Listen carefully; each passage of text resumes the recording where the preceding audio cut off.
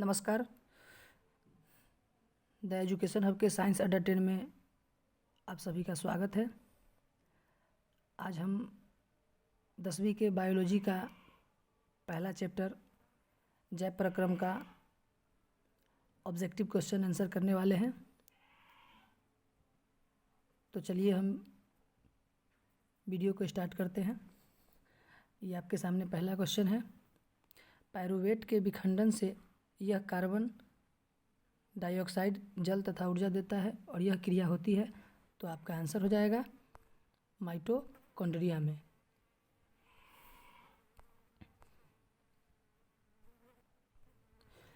चलिए दूसरा क्वेश्चन आपके सामने है।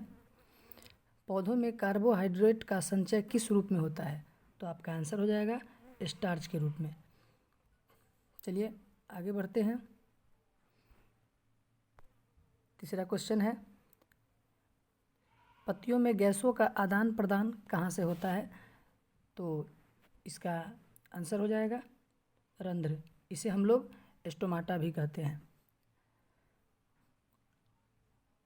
अगला क्वेश्चन है, रक्त निम्न में से क्या है, तो आपको बता दें कि रक्त एक प्रकार का उत्तक है जिसे हम लोग तरल संयोजी उत्तक भी कहते हैं।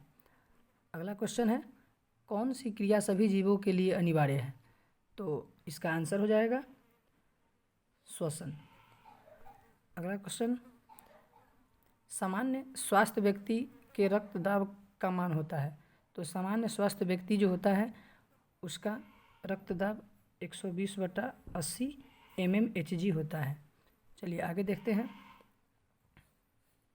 निम्न में से किसमें खुला परिसंचरण तंत्र पाया जाता है, तो खुला परिसंचरण तंत्र यानी ऐसे जीव जिसमें वेसल्स नस नहीं होते हैं उसे हम लोग खुला परिसंचरण तंत्र कहते हैं। जिसमें खुला परिसंचरण तंत्र में जीवों में संपूर्ण शरीर में रक्त का आवागमन होता है। तो क्वेश्चन है, निम्न में से किसमें खुला परिसंचरण तंत्र पाया जाता है, तो आपका आंसर हो जाएगा कॉकरोच, जिसे हम लोग तिलचट्टा भी कहते हैं।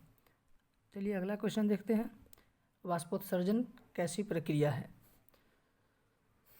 तो वाष्पोत्सर्जन एक भौतिक प्रक्रिया है। अगला क्वेश्चन है, कवक में पोषण की कौन सी विधि है, तो कवक में मृतजीवी पोषण होता है। अगला क्वेश्चन है, रक्षी कोशिकाएं पाई जाती है, तो इसका आंसर हो जाएगा जड़ में। अगला क्वेश्चन है, मनुष्य के शरीर में की सबसे बड़ी ग्रंथि है, तो इसका आंसर हो जाएगा लीवर। इसे हम लोग हिंदी में यकृत भी कहते हैं, जो मनुष्य के शरीर की सबसे बड़ी ग्रंथि होती है। आइए अगला क्वेश्चन देखते हैं।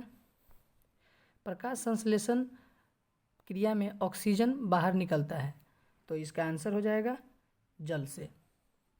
चलिए आगे बढ़ते हैं। मनुष्य में सांस लेने और छोड़ने की क्रिया को क्या कहा जाता है, तो सांस लेना और छोड़ना इस दोनों क्रियाओं का जो संयोजन होता है उसे हम लोग श्वासोच्छ्वास कहते हैं। अगला है,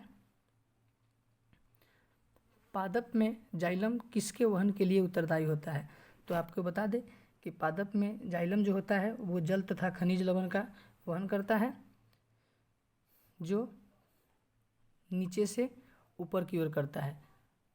तो इसका आंसर हो जाएगा जल, क्योंकि जाइलम जो होती है एक प्रकार की पादप उत्तक है जिसकी कोशिका मृत होती है। चलिए आगे देखते हैं। रुधिर का रंग किसके उपस्थिति के कारण लाल होता है, तो इसका आंसर हो जाएगा हीमोग्लोबिन। हीमोग्लोबिन के कारण रक्त लाल दिखता है। आइए आगे बढ़ते हैं। कूटपाद किस में पाया जाता है, तो कूटपाद अमीबा में पाया जाता है। अगला क्वेश्चन देखते हैं। प्रकृति में ऑक्सीजन का संतुलन कैसे बना रहता है, तो इसका आंसर हो जाएगा प्रकाश संश्लेषण प्रक्रिया के द्वारा प्रकृति में ऑक्सीजन का संतुलन बना रहता है। आगे है, जीवों में ऊर्जा की प्राप्ति होती है, तो इसका आंसर हो जाएगा जीवों में ऊर्जा की प्राप्ति होती है श्वसन के दौरान, श्वसन क्रिया के दौरान जीवों में ऊर्जा की प्राप्ति यानी हमको एनर्जी मिलता है। आगे बढ़ते हैं। अगला है ब्रीक के संरचनात्मक एवं क्रियात्मक इकाई को क्या कहते हैं। तो आपको बता दें कि ब्रीक एक प्रकार का उत्सर्जी अंग है और इसके संरचनात्मक और क्रियात्मक इकाई को हम लोग नेफ्रॉन कहते हैं, क्योंकि ब्रीक जो होता है वो बहुत सारे नेफ्रॉन से मिलकर बना होता है। आइए आगे बढ़ते हैं। पौधों की पत्तियों में पाई जाने वाली सूक्ष्म छिद्र को क्या कहा जाता है। तो इसका आंसर हो जाएगा स्टोमाटा, जिसे हम लोग रंध्र भी कहते हैं। रंध्र जो होता है ये श्वसन गैसों का आदान प्रदान करता है। आइए आगे बढ़ते हैं। क्लोरोफिल में पाए जाने वाला तत्व क्या है। क्लोरोफिल में मैग्नीशियम पाया जाता है, जिसके कारण पत्तियों का रंग हरा दिखता है। अगला क्वेश्चन है, श्वसन निम्न में से किस प्रकार की अभिक्रिया है। तो आपको बता दें श्वसन एक ऊष्माक्षेपी अभिक्रिया है। चलिए आगे बढ़ते हैं। स्टेथोस्कोप की सहायता से सुनी जाती है। तो डॉक्टर यह एक प्रकार का हृदय स्पंदन यानी हृदय के धड़कन को मापने वाला मशीन है डॉक्टर, जिसे हम लोग आला कहते हैं। आला को ही इंग्लिश में स्टेथोस्कोप कहा जाता है। ये हृदय की धड़कन यानी हृदय स्पंदन इसका आंसर हो जाएगा। आगे बढ़ते हैं। अगला है पादप में फ्लोएम संवाहक है। तो फ्लोएम एक प्रकार का पादप उत्तक है जिसकी कोशिकाएं जीवित होती है और ये पौधों में ऊपर तथा नीचे दोनों ओर भोजन का खाद्य पदार्थों का वहन करता है, इसलिए इसका आंसर हो जाएगा भोजन। आइए आगे बढ़ते हैं। पौधों में वाष्पोत्सर्जन किस भाग में होता है। तो वाष्पोत्सर्जन की क्रिया श्वसन गैसों का आदान प्रदान जो होता है, तो इसका आंसर हो जाएगा पत्ता। चलिए आगे बढ़ते हैं और देखते हैं अगला क्वेश्चन क्या है। अगला क्वेश्चन है, मानव रक्त का सामान्य प्रकुंचन दाब लगभग होता है। तो आपको बता दें कि मानव रक्त का सामान्य प्रकुंचन दाब 120 mm होता है और अनुकुंचन जो होता है, अनुकुंचन ये 80 होता है। 80 होता है। 80 कहने का मतलब हुआ कि सामान्य मनुष्य का जो रक्तदाब होता है, रक्तचाप होता है, वो 120/80 mmHg होता है। चलिए आगे बढ़ते हैं। क्लोरोफिल वर्णक का रंग कैसा दिखता है। तो आपको पता होगा क्लोरोफिल वर्णक का रंग हरा दिखता है, जो पत्तियों में पाया जाता है। अगला क्वेश्चन है, स्वपोषी पोषण के लिए आवश्यक है। तो स्वपोषी के लिए कार्बन डाइऑक्साइड की भी ज़रूरत पड़ती है, क्लोरोफिल की भी ज़रूरत पड़ती है, सूर्य का प्रकाश भी चाहिए, इसलिए इसका आंसर हो जाएगा इनमें सभी। आगे बढ़ते हैं। अगला क्वेश्चन है, मानव हृदय के कितने कोष्ठ होते हैं।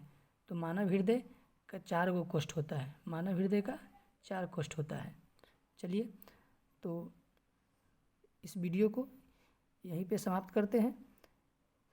यदि हमारा ये वीडियो पसंद आए तो एक बार चैनल को ज़रूर सब्सक्राइब कर दें और बेल आइकन को दबा दें और ज़्यादा से ज़्यादा शेयर करें, ताकि सभी बच्चों को, 10th के सभी बच्चों को ये वीडियो पहुंच सके और 10वीं की तैयारी सही तरीके से कर सके। धन्यवाद।